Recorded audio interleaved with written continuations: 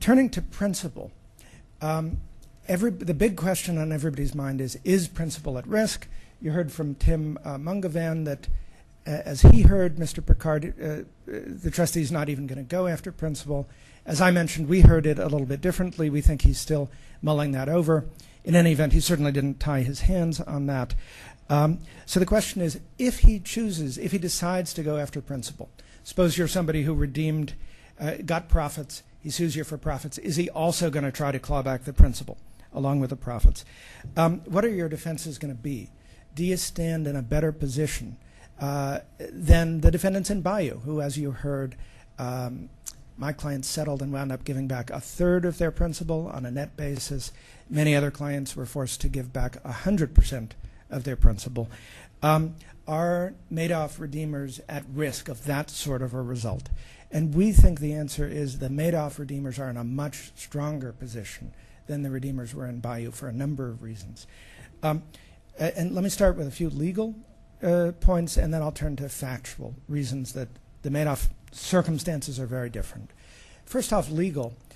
The key legal point is an argument we made in Bayou.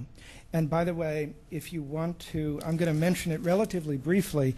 If you're interested and want to follow up, at page 141 of the materials is the bankruptcy court's February 07 decision in Bayou denying the motions to dismiss that we and all of the other defendants had made. And part of that decision rejects the argument I'm about to describe to you.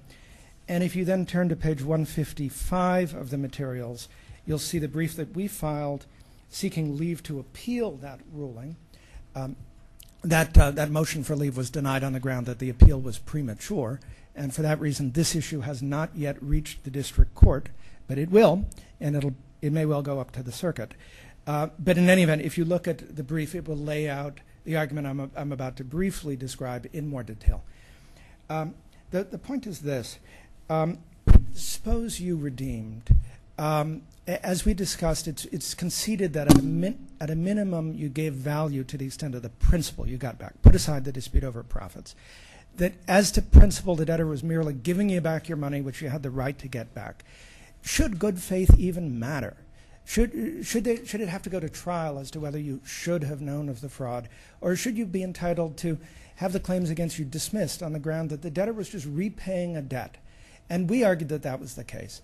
We said that the purpose of the fraudulent conveyance laws, the purpose is to recover assets when a debtor has been giving away its assets, when it has not been getting fair value. And when a debtor is merely paying off something that it's legally obligated to pay, no effect on the balance sheet. $100 goes out the door, but its liabilities are reduced by an equal amount.